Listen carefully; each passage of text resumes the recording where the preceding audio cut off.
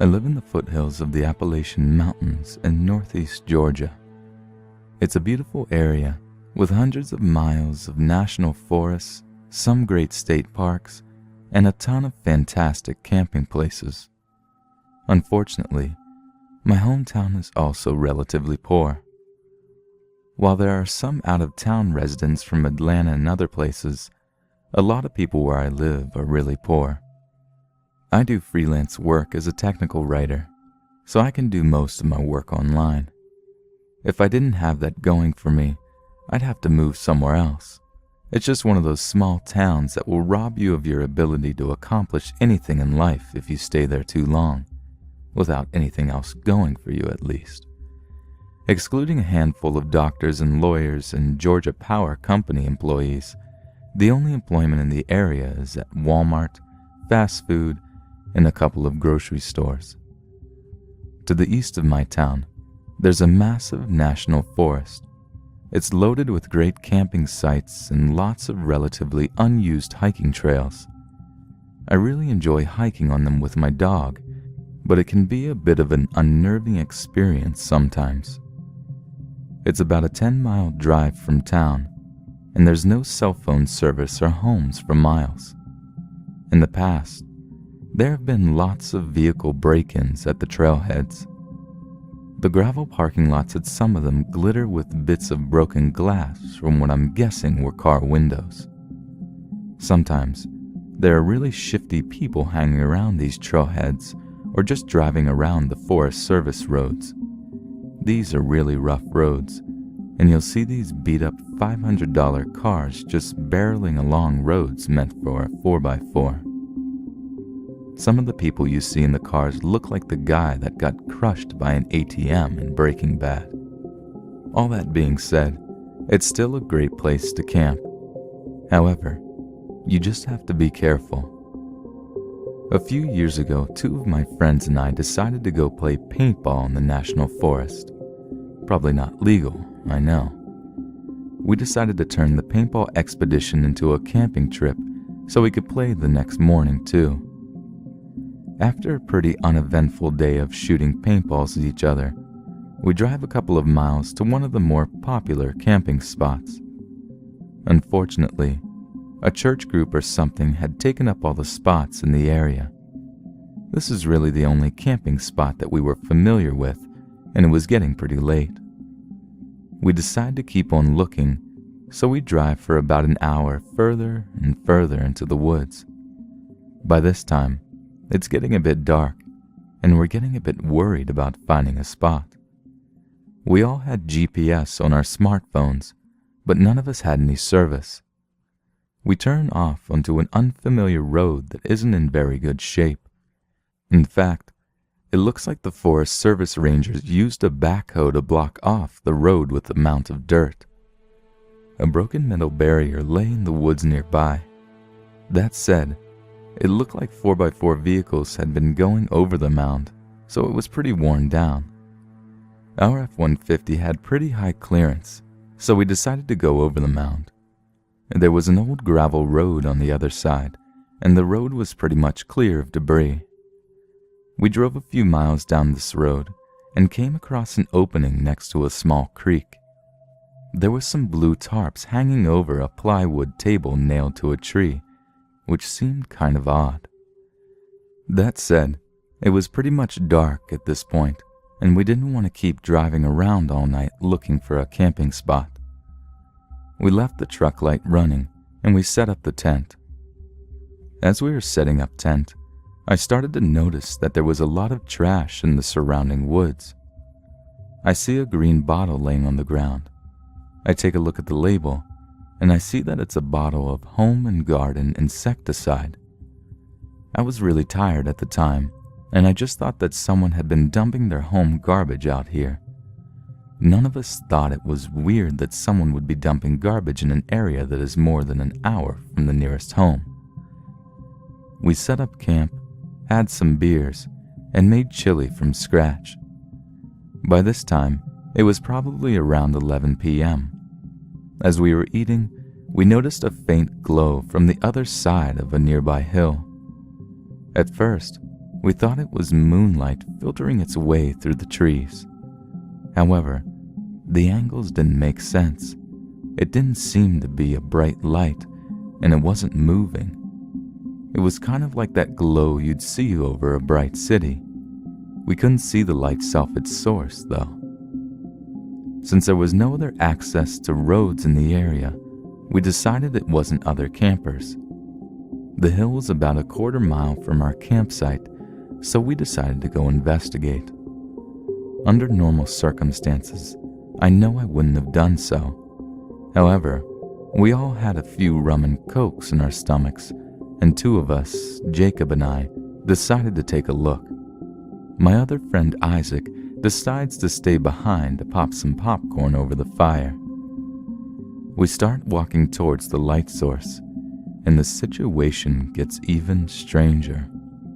All the trees in the area have their bark knocked off in a circle around their trunks. We thought it could have been the work of a beaver that lived in the creek, but it seemed strange that a beaver would go around to all these trees and just knock the bark off in a circle. Jacob and I start talking about the ghost beaver in pretty loud voices, probably due to our drunkenness. As we're almost to the top of the hill, Jacob tripped and yelled, "Oh shit!" A few seconds after he yelled, the light, whatever it was, went out. We looked at each other and decided that maybe we don't need to see what that light was after all. We walk back in silence and keep looking back every few seconds. We decide to turn off our flashlight and just use the moonlight to get back to the campsite. When we got a couple of 100 feet from the campsite, I can see my other friend Isaac walking around the campsite. He was wearing a hooded coat that I hadn't seen him wearing before.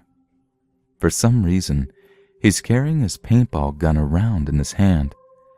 It seemed a little odd, we said to each other. The fire had started to die down, so we couldn't see our campsite very well. At this point, we'd probably been gone for almost an hour. From the distance, it looked like Isaac was looking for something. He kept walking around the site and was peering in the tent. When we were almost back to the campsite, we saw Isaac walk up to the road we came in on. We figured that he was going to go use the bathroom and didn't want to wander through the woods like us. When we got back, we sat next to the fire and waited for Isaac to come back. All of a sudden, we see him lurch out of the tent. He stumbles a few feet and vomits. After we left, he had a few more rum and cokes, he mumbles. We ask him why he kept wandering around the campsite with the paintball gun, and he gets a strange look in his face. "They're locked up in the cab of the truck. Did you unlock it?" We go and check the truck, enter the door code, and see all our paintball equipment just as we left it before. The keys to the truck were still hidden in a magnetic fob underneath. I get a sinking feeling in the pit of my stomach. "Isaac, what were you doing after we left?" I ask. I was just watching a movie on my phone, and then I fell asleep, I guess." "But you were walking around with your paintball gun, right? Did you just change jackets?" Isaac said he had been in the tent since we left, that he had been wearing the same unhooded fleece all night. Someone had been walking around our campsite, and it wasn't Isaac. At this point, all of us are way too drunk to drive, but we decide to go ahead and pack up and go back to my house for the night. We don't bother packing up the tent. We just fold it down with sleeping bags and everything in it. We jump in the F-150 and I start to drive out.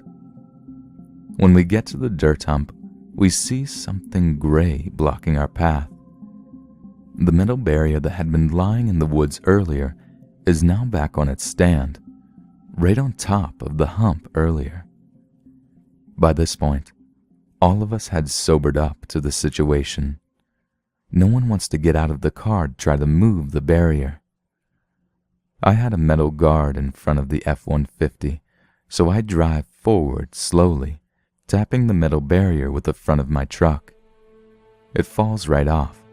It must have just been balanced on top, and we drive slowly over it. We were terrified that it would pop one of the truck's tires as we drove over it, but it didn't. As we drive down the road, we see a vehicle following us with its lights off. It's probably about 1,000 feet behind us, but we keep catching glimpses of it as the moon reflects light off it.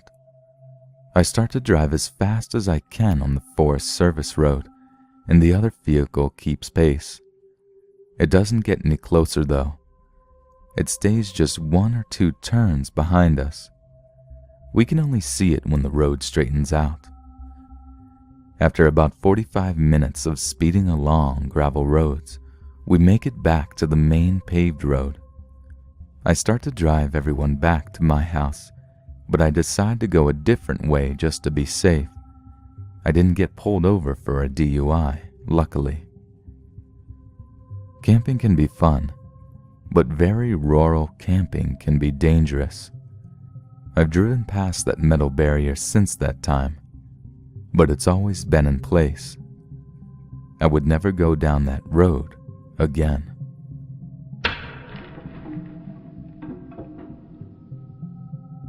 For reference, I was a 19-year-old female at the time. Still female, of course, just a little older. I love camping. Anytime my friends and I came home from college, we would load up our cooler and beer, grab some gear, and go screw around outside. Unfortunately, when I was actually at school, none of my sorority sisters or other friends ever wanted to go with me, so I would often suffer withdrawals from camping. One day, the weather was way too nice to waste, so I grabbed some of my gear, hopped in a car I borrowed from a buddy, and drove to a spot that was secluded yet within a safe distance to civilization that I could run and get help. Camping also creeps me out sometimes, but that creepy feeling is also somewhat of a pulse for me. It's the same reason that people read these stories. It's fun to be scared. So I make a little camp and get a fire going. I hadn't brought all that much to eat, but I was enjoying myself. Reading and looking around the area, that sort of thing. I got the feeling I was being watched, and I stopped dead in my tracks. I hear a twig crunch over to my right, then see a doe bolt from 100 feet or so in front of me. I laughed at myself and went back to the camp with an armful of wood I had gathered. I kept freaking myself out, hearing sounds just outside of the ring of light casted by the fire. I always get inside my head, so I shrugged it off and kept whittling at the stick I had been messing with. Around 1, I decided to go into my tent and snuff out the lantern. I had been slamming beer in the most unladylike fashion, and smoking cheap cigars. Another reason I like camping. I can't act however I want. So I passed out relatively quick. About 2 a.m., I start hearing footsteps. They sound pretty light, and sort of timid. I think to myself that it's a deer or another animal. More likely a raccoon because I had probably left some food out. I'm still on guard though. About 30 minutes of sleeping with one eye open, I hear a rubbing noise. And the tent fabric is being pushed in a bit.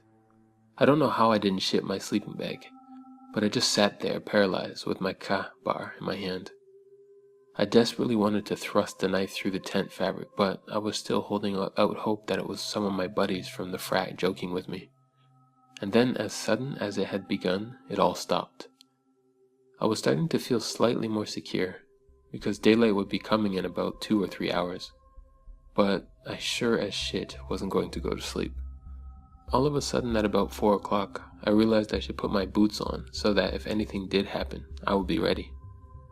After having stayed up and keeping alert a little while longer, my friend's car alarm goes blaring. I freak the fuck out and run out of the tent. I got about 2 steps before something grabs me around the mouth. I open my mouth to scream, but instead the person's pinky finger slips between my teeth. I have heard that people can perform superhuman feats when they have huge adrenaline rushes. In my case, I just clamped down, and there's no way to say this without sounding ridiculous. His finger popped off. He screamed, pulled his hand away with his missing digit falling to the ground. He took off running down the hill I was camping on. I took off right quick in the opposite direction. I must have looked ridiculous to people whose house I ran to. A little sorority girl in a wife beater, boxers, and steel-toed boots. I also had some blood that had oozed out of my lip, not from the finger, but because I have also managed to take a pretty big chunk out of my lip as well. I told them what happened.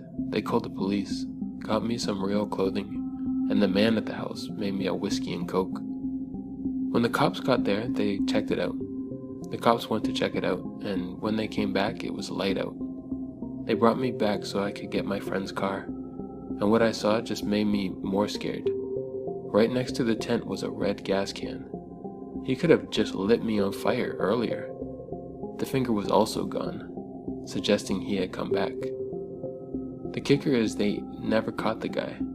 So somewhere out there is a man sitting down to dinner, maybe alone, maybe with a wife and a couple of kids, and he's missing his right pinky.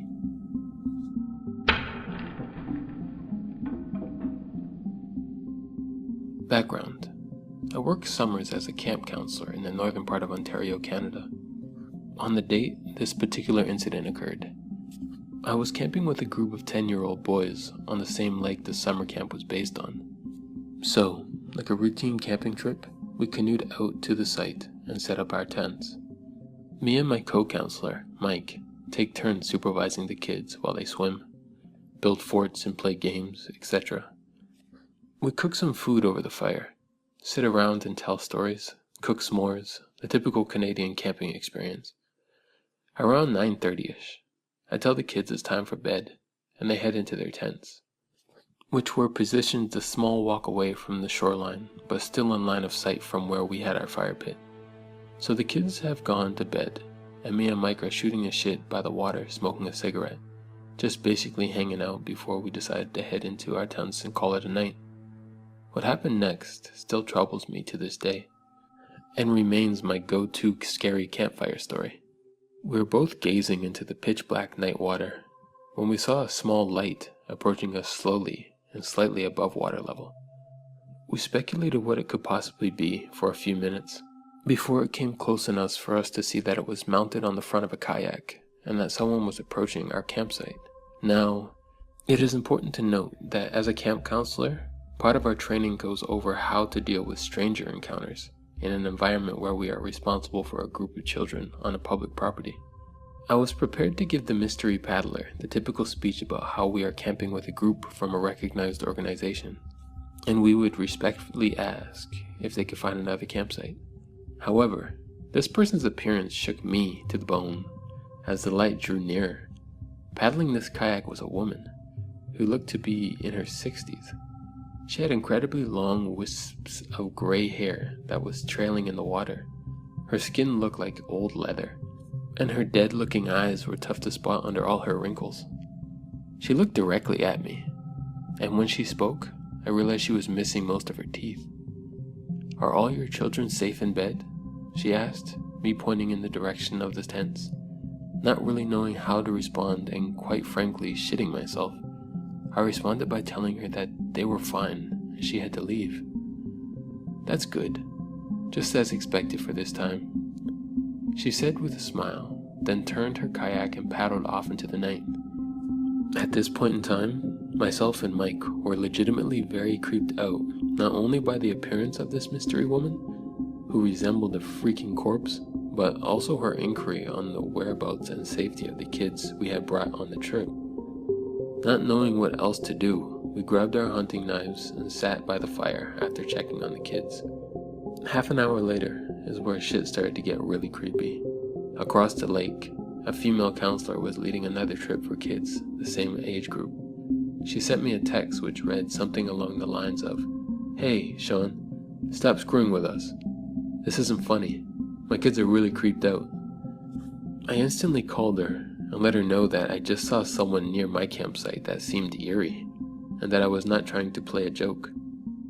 Apparently one of their kids had opened their tent door to take a piss, and seen a woman with long hair standing with her arms open towards them near the shoreline.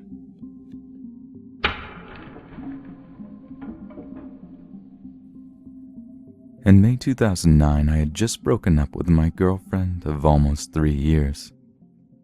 We had moved from Calgary to Toronto, and were still stuck living together after the breakup, as we didn't know many people in the city yet.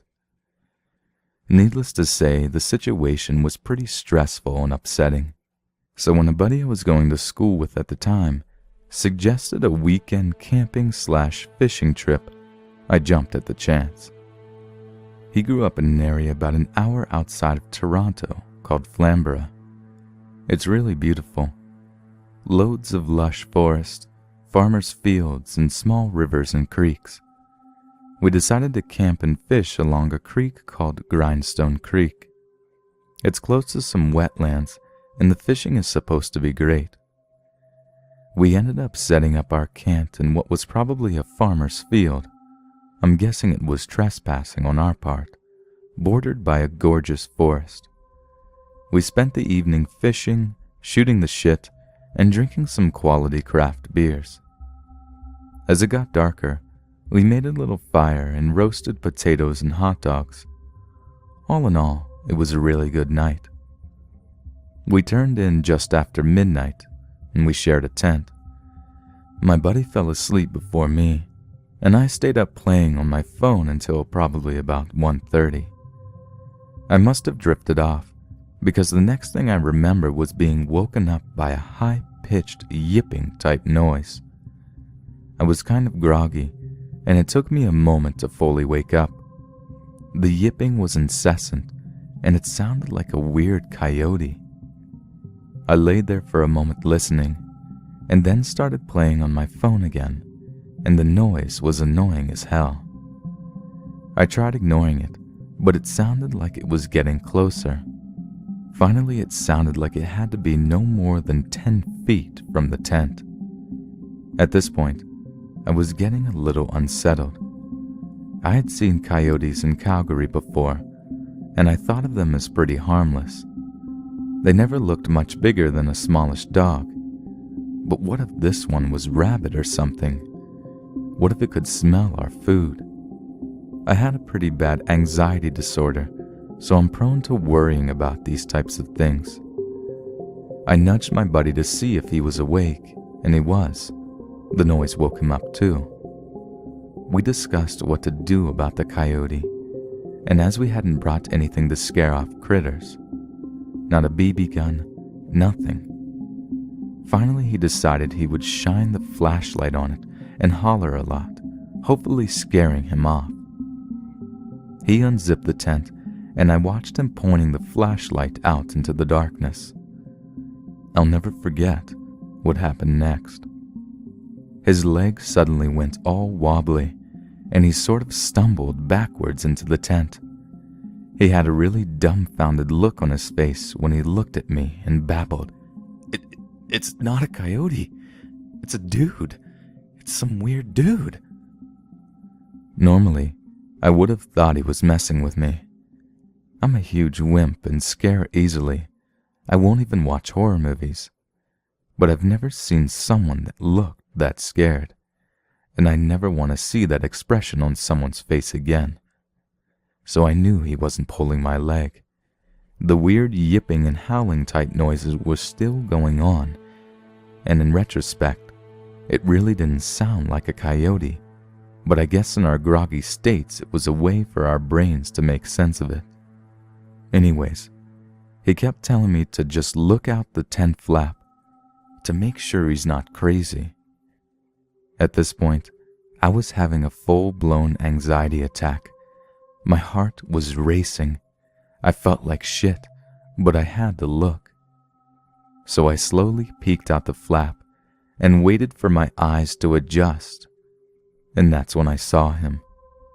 He was standing only a few arms' lengths away from the tent. He was swaying a little and wearing a baseball cap. What made it awful though, what was really creepy, was that he was wearing women's lingerie. That's when I knew there was most likely something very wrong with this guy.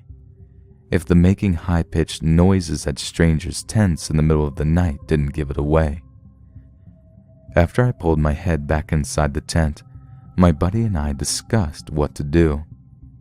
Finally, we decided to yell at the guy to fuck off. My buddy started yelling, "Excuse me, can you fuck off? We're trying to sleep in here." The noise stopped. It was dead silent, and that's when we heard footsteps running towards our tent. They stopped right outside the tent, but we didn't waste any time, and we started yelling again. "Seriously, fuck off! We have a cell phone in here, and if you don't fuck off, we're going to call the cops." With that, we heard him walk by the tent and head off. Sounded like he was moving towards the road. Needless to say, we laid awake, petrified until the first sight of sunlight. Then we hightailed it the hell out of there.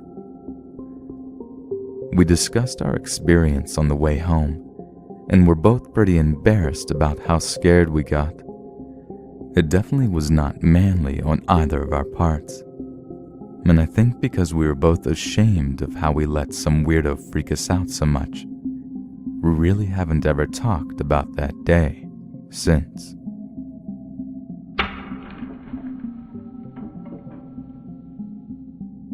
I'm a uni student now, but this incident happened when I was in the 8th grade. When I was around 14, I studied a subject focusing on outdoor pursuits for our final assessment.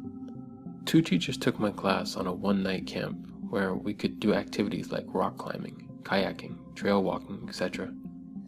I live in Australia, around an hour from a state forest that was notorious for the backpacker murders. Several bodies have been found, and several more remaining missing. I'm pretty sure all of the murders were linked to the same serial killer. Anyway, in the morning we leave the school and drive out in the bus. When we reach the road that leads to the entrance to the forest, a police car is parked to the side. He spoke to the teacher for a moment, but I didn't hear anything, and no one else seemed to notice or care. Fast forward a few hours, and we're trekked, about 20 of us, to the camping area, somewhere in the middle of the state forest. Some parts are state, some are privately owned, I think. Whilst kayaking that afternoon, we noticed a helicopter doing flybys, but again, my classmates never suspected anything. A couple of mates and I were the first to leave the water, and helped the teacher with some equipment and started building our own rafts. I was standing off to the side when one of the national park guides walked over to one of the instructors and talked in a hushed, slightly stressed out tone. I remember hearing the instructor say stuff like, "You're kidding. I don't believe it." He just looked shocked and taken aback. So at this point, I started connecting the dots, but I didn't say anything to my school friends. Around dusk that night, I got to use the toilet block, which is around 100 meters from the main campsite. As I go in, I remember a guy walking around the other side of the block. I didn't see him very clearly in the diminished light, but he kept glancing around, with nervous body language. I couldn't see his face clearly. He wasn't part of our party, and to me, it just didn't fit. I didn't think much of it at the time. Fast forward to the next morning, when we get back to the car park, the teacher tells us that a body was found in the dam, not far from where we were. They didn't want to tell us so as not to frighten us. We later found out it was a young guy who was killed with an axe, and the guy who did it was related to the serial killer who hunted in the same area. I don't know if that guy I saw had anything at all to do with the murders, but it freaked me out a lot afterwards. Haven't been camping since.